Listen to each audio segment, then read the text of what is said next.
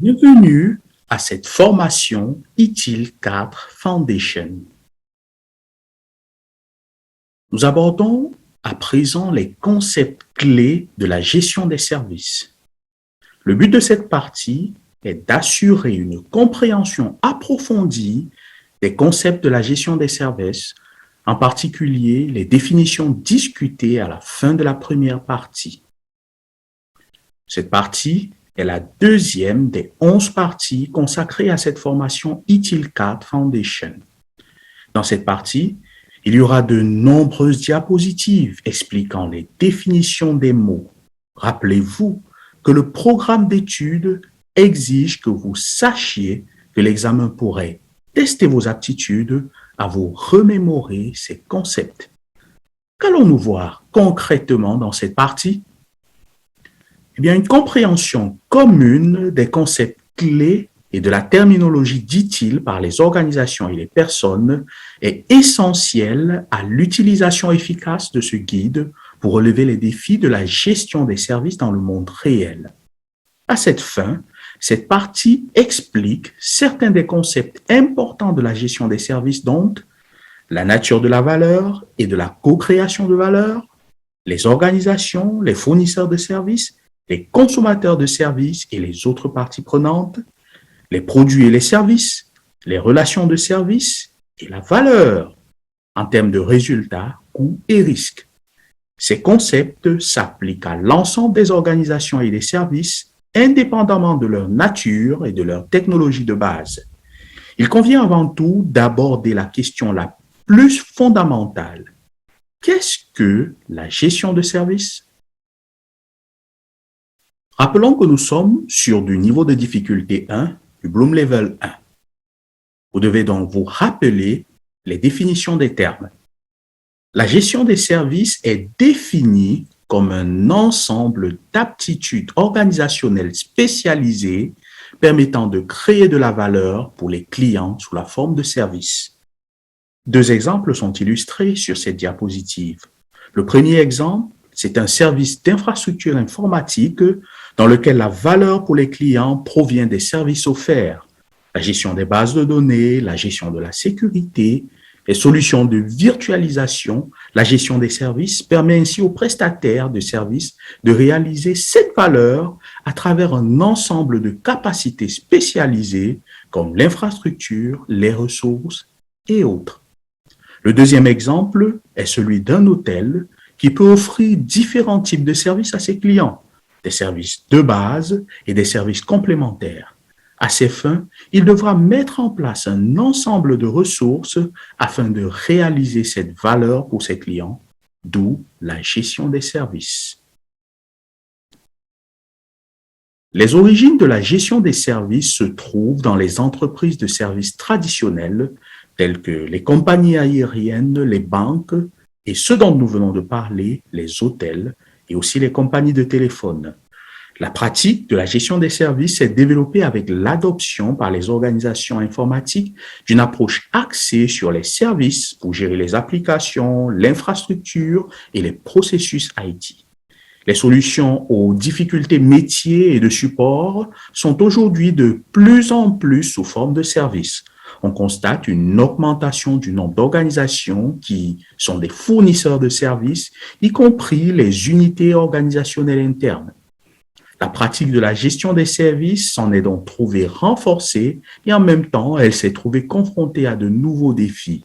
Ainsi, le développement des aptitudes organisationnelles mentionnées dans la définition exige de comprendre au moins trois choses. La première, c'est la nature de la valeur. La deuxième, c'est la nature et la portée de la participation des parties prenantes. La troisième, c'est comment la création de valeur est rendue possible par les services. Commençons par définir la valeur. Qu'est-ce que la valeur? Rappelons que nous sommes toujours sur du niveau de difficulté 1, niveau de définition.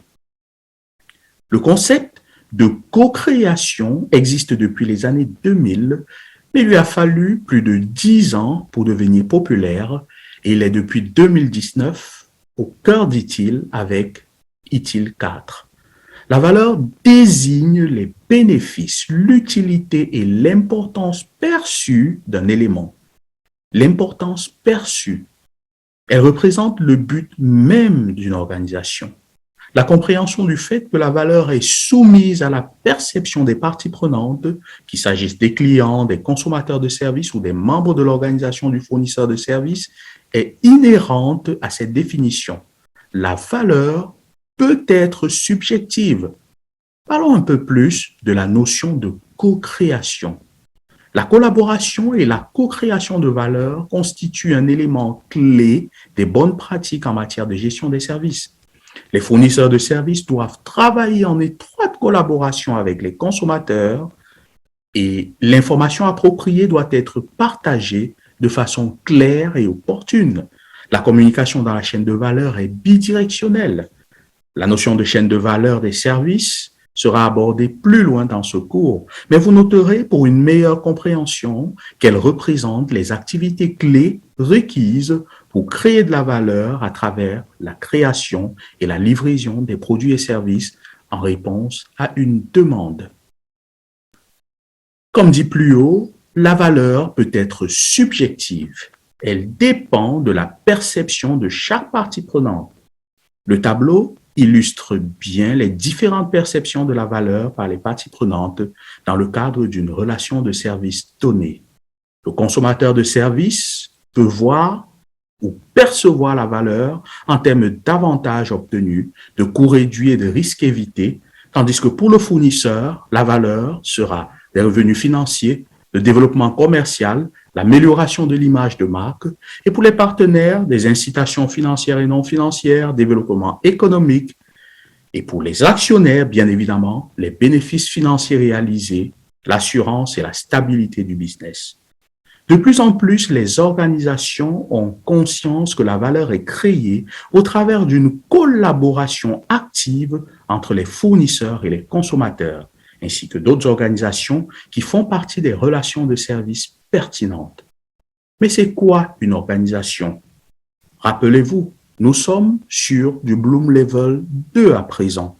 Et à ce niveau, vous devez non seulement comprendre les concepts, mais vous devez être capable de les expliquer et de les appliquer à une situation précise.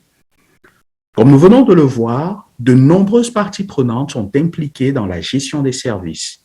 Il est important de replacer chacune d'entre elles dans le contexte de la création de valeur sous la forme de services. Définissons donc le terme organisation. Le terme organisation sera très souvent utilisé dans ce cours.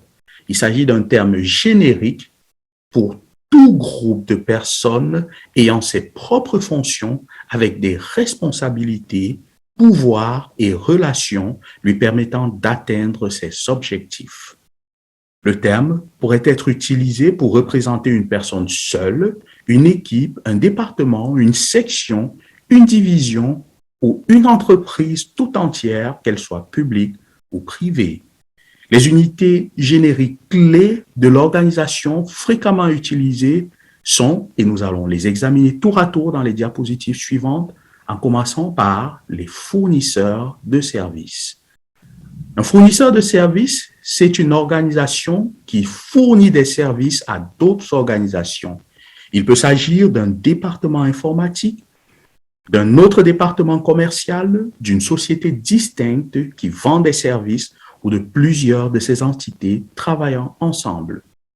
Si on a des fournisseurs de services d'une part, d'autre part, on a des consommateurs de services. Lorsqu'une organisation reçoit des services, elle assume le rôle de consommateur de services. Il s'agit d'un rôle générique utilisé pour simplifier la définition et la description de la structure des relations de service. Si nous parlons de rôle générique, cela sous-entend que plusieurs rôles peuvent se trouver encapsulés dans la notion de consommateur de services.